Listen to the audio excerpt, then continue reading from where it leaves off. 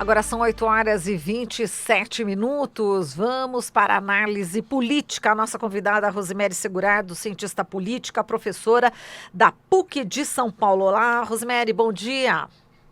Bom dia a você, bom dia a todos que estão aqui conosco. Bom, Rosemary, a gente vai falar dos 400 dias do Bolsonaro, mas antes queria que você comentasse aqui uma fala, né, que está realmente tomando aí as redes sociais, né? O presidente Jair Bolsonaro afirmou que pessoas portadoras do vírus HIV, né, são uma despesa para todos no Brasil, além de problema sério para a própria pessoa, né?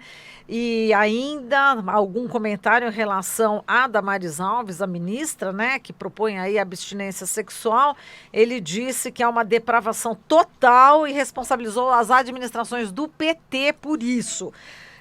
Enfim, mais essas falas, né, do presidente que não surpreendem nada, né, Rosemary?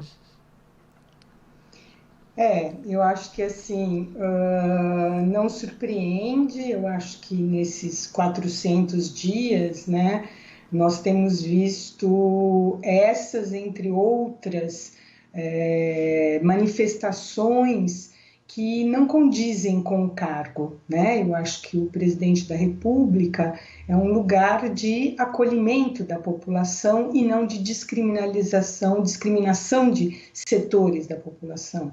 Então, por exemplo, quando nós vemos, né, uma declaração como essa, com pessoas portadoras de HIV, nós sabemos que por aí vem embutido um preconceito que de alguma forma já havia sido superado, né? Quando a AIDS começa a ganhar o cenário midiático nacional e internacional, ela era associada ao que se chamava à época câncer gay, ou seja, que só as populações homossexuais contraíam o vírus. Isso, inclusive, naquele momento foi muito questionado e criticado. Por quê? Porque fazia com que as pessoas, no geral, né, não se protegessem com relação às formas de contaminação, principalmente pelo trato sexual.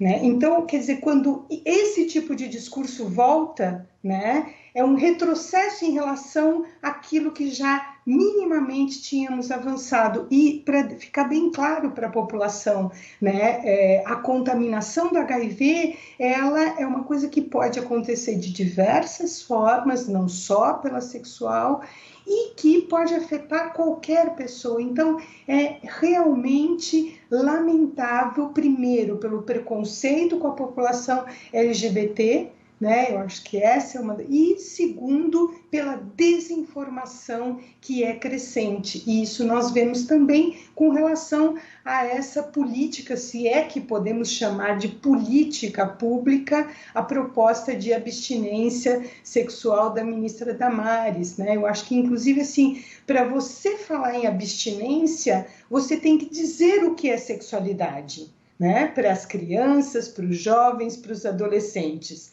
E esse é um papel das famílias, certamente, mas é um papel também da escola para orientar adequadamente, dizer o que é, quais são os métodos de prevenção, além, obviamente, de que esse tipo de política já comprovadamente não funciona, né? Então é realmente lamentável, tanto do ponto de vista de política pública, quanto do ponto de vista do retrocesso a temáticas que nós poderíamos estar avançando um pouco mais. E a depravação total é por culpa do PT, segundo Bolsonaro, né?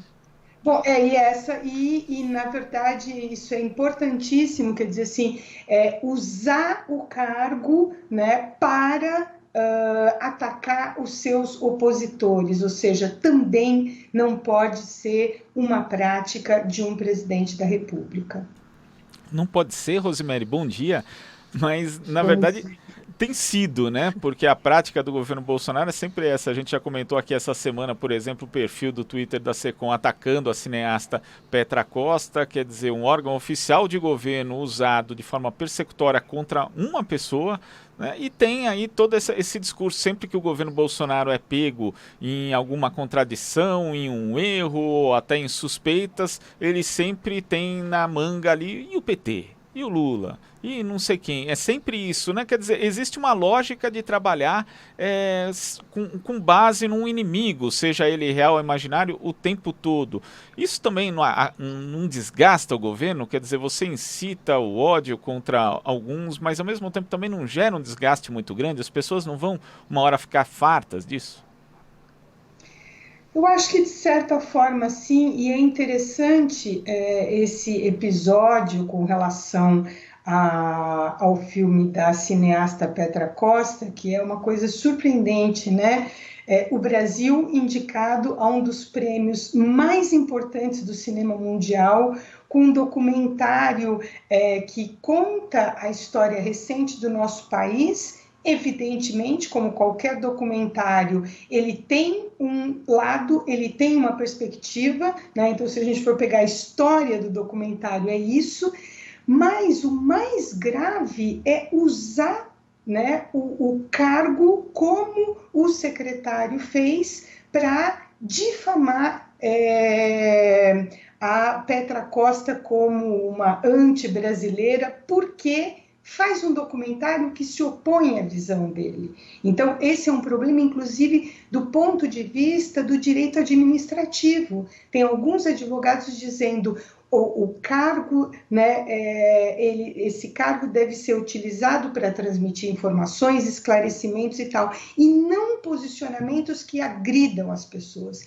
E vocês têm razão, nós temos aí nesses 400 dias, esta é uma prática frequente, essa é uma prática recorrente, eu acho que ela ajuda a manter aquilo que vem se estimando como aproximadamente 14% dos que são bolsonaristas fiéis e tal, que não são todos, que não é a maioria do eleitorado que votou no Bolsonaro, obviamente, né? Votaram outras pessoas por outras razões, mas as pessoas começam a se desgastar. Eu conheço pessoas que votaram no Bolsonaro e falaram assim, não dá mais, né?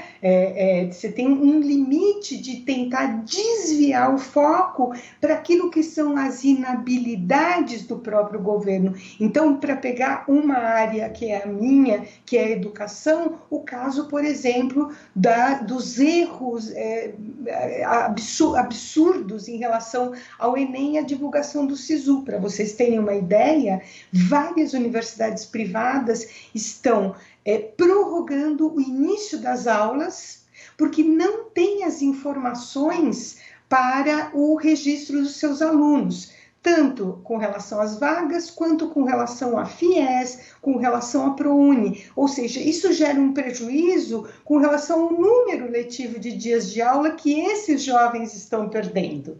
Então, assim, esse é um problema para ser discutido e não, quer dizer assim, ficar se dedicando a atacar governantes passados, que é a estratégia, infelizmente, que não só Jair Bolsonaro, mas vários dos seus ministros vêm fazendo durante esse primeiro ano de gestão. Perfeito. E alguns analistas no começo já do governo Bolsonaro disseram, esse governo vai durar 6 meses, né? Agora tá aí, né? São 400 dias, como diz um jornalista amigo meu, Ricardo Couto, esses 400 dias que duraram uma eternidade. Ele elencou aqui vários fatos, né? Durante esses 400 dias. Você concorda? Já viraram uma eternidade esses 400 dias, Rosemary? Eu concordo porque, assim, principalmente pelo sistemático desmonte do Estado e pelo sistemático ataque a direitos sociais que nós, há décadas, e com muita mobilização popular e social, demoramos para conseguir. E eu acho que assim, é interessante gostaria de chamar a atenção para uma coisa importante, né? Que muitas vezes a gente vê setores da elite dizendo: não gostamos muito, não concordamos com várias formas de encaminhamento do governo, mas eles não estão perdendo dinheiro.